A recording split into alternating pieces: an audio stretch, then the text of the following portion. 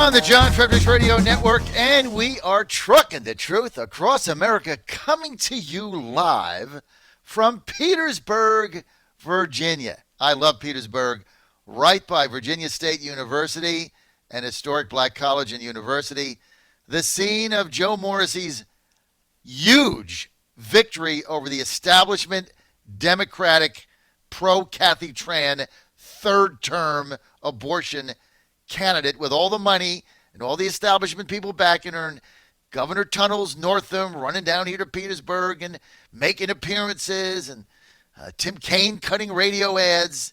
Didn't run on my station. No way. Tim Kaine coming down, and Terry McAuliffe, McGenius, he comes down here to Petersburg, and all trying to save Roz Dance against Joe Morrissey, outspent him 10-1. Morrissey, though, on the other hand, our candidate, wins with 72% of the vote in Petersburg, buries Dance. Of course, all of his advertising was on the John Fredericks Radio Network. That's why he's smart, because that's where the people listen that actually vote in these. How many times do I have to tell you? You can advertise on all these other platforms, and it sounds good when you go to whatever it is, the Nielsen ratings. They don't vote in primaries. 100% of my listeners vote. Morrissey puts all his radio ads in my network in the area, and he gets 72% of the vote. What do I have to do? Lead you to the water? Just drink it. Oh, am I having fun? Yes. Did we back Morrissey from the beginning? Yes. Was he a 10-1 underdog? Yes. Did he win? Yes, it's all good. It's all good. Joining us now to even make it better, because I'm very happy today with this Morrissey win, because I love beating the establishment, and I love being for somebody when everybody said they couldn't win, and he kicks butt, just like Trump. But joining me now to make the day even better is Curtis Ellis. Curtis Ellis is a senior policy advisor for America First Policies. Curtis Ellis, also chairman emeritus of the American Jobs Alliance. He was also with the Department of Labor, and he was with the Trump campaign from the beginning. And he knows a little about getting behind insurgents with no backing from the establishment, because he almost pulled off a big upset with Jack Davis, which was the precursor to Donald Trump. And he's joining us now. Curtis, great to have you, man. Great to be here. This is the Insurgent Uprising. It is, wonderful. Curtis. We're like the Insurgent Network. I mean, remember when you and I were for Donald Trump and everybody else laughed at us? I mean, you just got to go back to this stuff. People have short memories, but we have long memories, Curtis. That's right. I remember when you and I were against NAFTA and everybody else was for it. You and I were against the TPP and everybody else was saying, oh my gosh, this is, free markets, free trade's great. Everybody knows that. We figured that out a long time ago. I remember when you and me were for tariffs and you had these pointy-headed libertarians saying, oh my God, that's against free markets and free everything, and it's just terrible, and nobody's ever going to go for that. You people got to get with the program. And look at where we are now. It's unbelievable. Look at where we are now. It's really unbelievable. Hey, I'm going to get to China and Mexico today. Curtis Ellis. Really? Are you taking a bus, or are you going to? How are you getting there? Curtis, are you still in Cleveland? No, I was in Cleveland. Yes, on Monday. I am back in the swamp. I'm in Washington today. All right. I'll tell you, Cleveland was awesome. I met with some labor leaders. I met with union guys. And these are Democrats. They are 100% behind President Donald J. Trump, 110% behind him. They are all on board with the tariffs. You hear these people on CNBC complaining, oh, the manufacturers are being hurt by the tariffs. These guys are the guys who work for the manufacturers, and they're saying, stick it to China. And I tell you what, we want more tariffs, and we want to hear the president say, this is a call to arms, because we are in a fight for the existence of our country. And so what if we had to pay a little bit more to buy American instead of buying Chinese? We are willing to make that sacrifice. We saw last week what D-Day is all about, and people who made a real sacrifice. That's what they told me, John. That's what they told me. They said, I want the president to go out there and say, this is a call to arms, and if we have to sacrifice a little bit, we're going to do it because we're going to save our country, the same way those boys who landed on Normandy Beach saved our country. And it's like, wow. And then the other thing they told me, they said, and you know what? Somebody's got to tell those Republican senators to get in line. to just shut their mouths and get in line behind the president and back him up. It is disgraceful and despicable and disgusting what they were doing. That's what they told me, and they asked me to tell everybody in Washington that. So I'm telling you, John. You know what? Going to Cleveland and meeting with union leaders, Curtis, and talking to them about saving and getting additional jobs for their members. I mean, that's really what this movement's about. I can't overemphasize that more. And you have the ability, you've always had the ability to do that and to bridge that gap because you understand it. And that's why both of us are union supporters and pro-Trump. And a lot of people can't figure that out. Like, how does that reconcile? You got Bernie Sanders saying, that he's going to get the union support, and Biden's trying to get the union support. They don't do crap for the unions, right? All they want to do is give the unions the ability, the leadership to extract money from their members. They don't actually do anything to help their members. We're actually doing something to help their members. No, with this Green New Deal, it's going to put the union guys out of work. The Green New Deal, nobody's going to make pipelines. Nobody's going to build anything. You can't build anything because that uses carbon, and pretty soon you can't breathe because you breathe out carbon dioxide. So they don't do anything for the unions. Under Bernie Sanders and AOC's plan, everything's going to be free except speech. Free college, free medical care, free housing. Everything will be free except speech, because if you speak up against them or you speak up and say something politically incorrect, they're going to shut you up. Curtis, let's get to a couple things. I want to get to China and Mexico, and I'm going to start with Hong Kong. A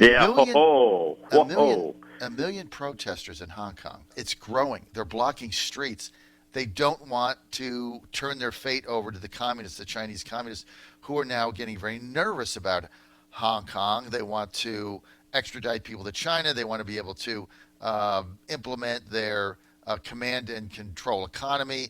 They want to do surveillance. They want to do all the things they're doing in China. They've kind of played nice with Hong Kong because they had a deal with the UK, but now they just want to take it over. We have massive protest. Curtis, are we going to see another Tiananmen Square? You read my mind. Xi Jinping is between a rock and a hard place. He's got massive protests, millions of people on the streets of Hong Kong. They blocked the legislature today so that the lawmakers could not get to their offices to debate the bill that they're protesting. It's all about this bill that people from Hong Kong can be extradited, sent to mainland China to stand trial. And you know what that means. It means, all those Uyghurs in concentration camps in Western China are going to get some new visitors, permanent visitors from Hong Kong. And they know this. The people in Hong Kong know this. They say, no, we're not going to let that happen. So they actually blocked the legislators, prevented them from getting inside the legislature to debate this bill and to pass it. It is huge. This is what the Chinese Communist Party fears: unrest. All the Chinese leaders throughout history, for 5,000 years of history, have feared popular uprisings and popular unrest, and they are seeing it now in the streets of Hong Kong. And so will Xi Jinping tolerate this, go against 5,000 years of Chinese history, and allow the people of China to actually have a voice, or will he crush it like they did in Tiananmen Square? That's his choice. And if he does that, on the 30th anniversary of Tiananmen Square, at the same time Donald J. Trump is standing up to China, and Secretary of State Mike Pompeo is saying this is an authoritarian regime that they are one step away. President Trump and Mike Pompeo are one half step away of saying, what the hell are we doing business with these people for at all? They're being very nice, saying we're going to negotiate a deal. President Trump said, if I don't get a good deal, I don't want any deal, right? He has said that.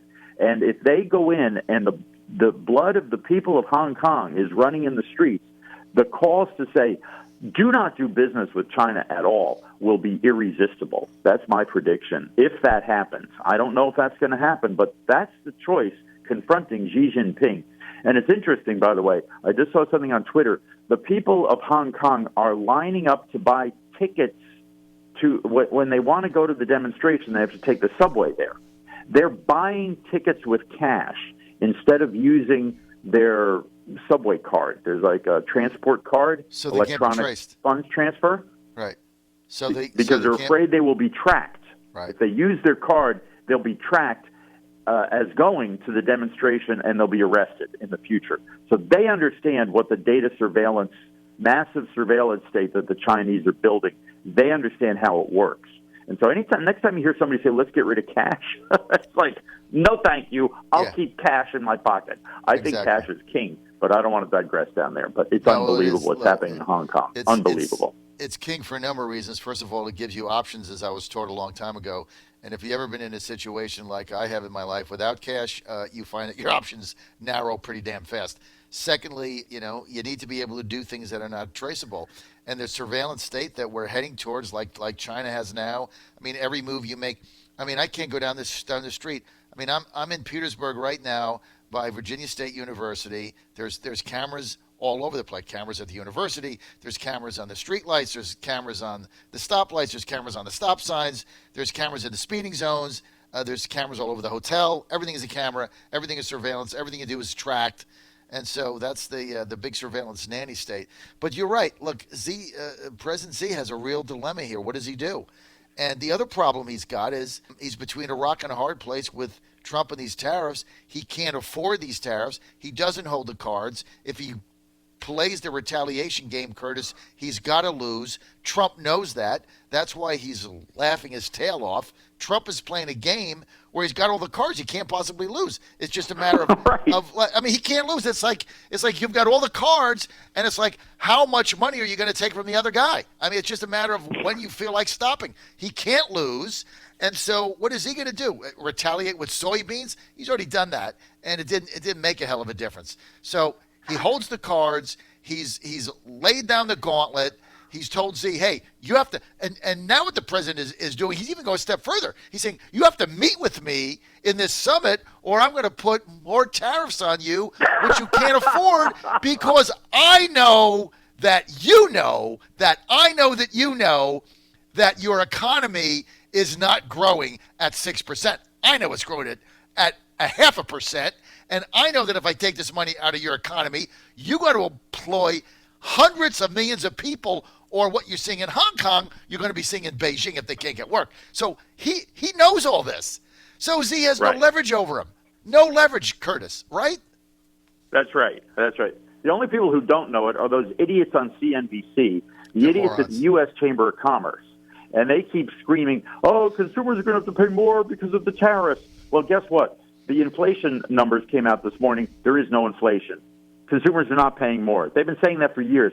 And you know what? That whole thing, consumers are going to pay more, they don't even believe it. They know that is just BS. They could care less about consumers paying more, right? If they cared about consumers paying more, when they moved all the jobs to Mexico and to China and started paying people $1 a day and $1 an hour to make the things that they used to pay Americans $20, $30, $40 an hour to make, they would have cut the prices on consumer goods. I never saw consumer prices get cut. This is not about, they're not complaining because, oh my God, I'm afraid consumers are going to pay more because of tariffs. No, they're afraid they're going to have to pay more to workers to make things in America because of the tariffs.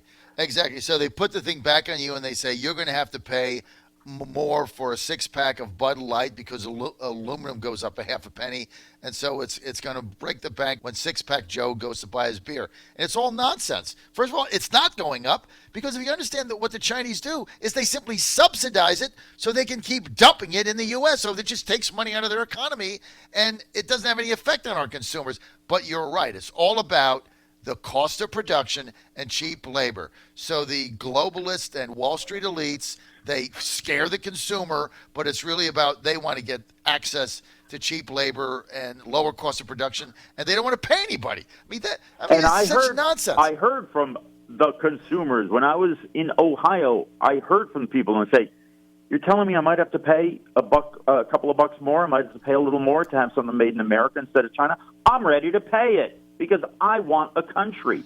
These people don't want a country. I don't know if you heard President Trump. He called into CNBC Monday morning. It was unbelievable. He told the U.S. Chamber of Commerce, it's about time you started standing up for your country and instead of standing up for these global corporations that could care less about this country. They just want to pad their bottom line, pad their own pockets. The CEOs get rich.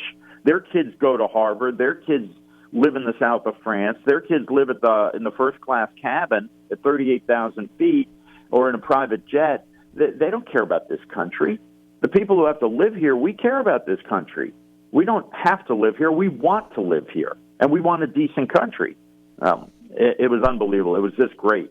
The U.S. Chamber of Commerce, the Republican Party, used to bow down to them and kowtow to them. We now have a president who tells them, get with the program. It's about the United States of America. It's not about, I'm a global citizen, I'm a global corporation, and I can find cheap labor in a global supply chain in some slave labor country, and that's a really good thing. No, it's not a good thing. It's horrible. Well, look, the U.S. Chamber of Commerce, they're affiliated, it goes up the line, but not really to be confused with your local chamber, like your Not to be confused. Thank you very much, Don. Let's make that very clear. Your local Chamber of Commerce represents local businesses. That's right. The small businesses are patriotic. That's right, and they try to do networking, and they try to bring people in their communities, and whether it be Hopewell or Red Bank, New Jersey, it doesn't really matter. I mean, they're very different. They're connected obviously to the national organization, but they operate autonomously. It's very different, and they really try to help small businesses and get people together and bring industry in and things of that nature. It's the national chamber that is a big globalist cheap labor lobbying company masquerading as a pro-business organization. And that's all it is. It is a lobbying firm. It's a trade organization where their presidents and executives make millions of dollars. They raise money, they lobby, they get donors from Wall Street, and they drive down labor. That's all they do. And so finally, we've been calling them out forever because they're full of crap.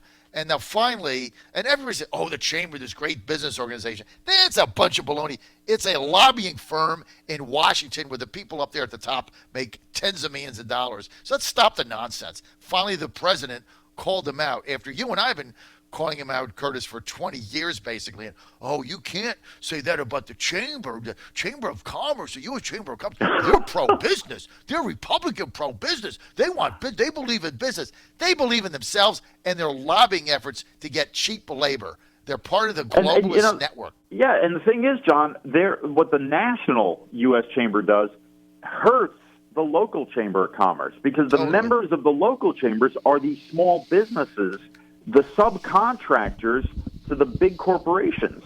And so when a big corporation moves to China, the little guy who makes the little wire baskets that are used to hold the parts that are put into the acid bath to electroplate the pieces that go into the widgets that then go into the big thing that the big corporation makes, they lose their customers. They lose their customers. So the people who make the chemicals and the subcomponents that go into the cars or the appliances, the Mr. Coffee Maker that used to be made in Ohio or Hopewell or Southwest Virginia, all those little companies lose out, and they're all members of the local Chamber of Commerce. But the big national Chamber of Commerce, they're getting fat. They're getting rich. They don't care. Curtis Ellis, you have nailed it, and I want to thank you for that, and thank you for coming on today. 1 minute, just 1 minute, because I've already done my wrap with you. 1 minute, Trump's Mexico gamble pays off. He outsmarted everybody, but yet the fake newsers say he didn't get a result. What say you?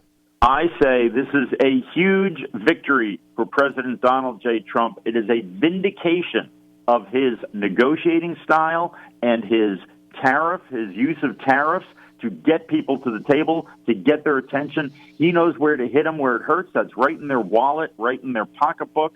It worked. And all these people look like monkeys, all the people who were out there opposing him. They come out like little monkeys on a string. Oh, can't use tariffs, can't use tariffs. And guess what? It worked. And now they do an about-face and say, well, actually, we were with them all along and we were concerned about her.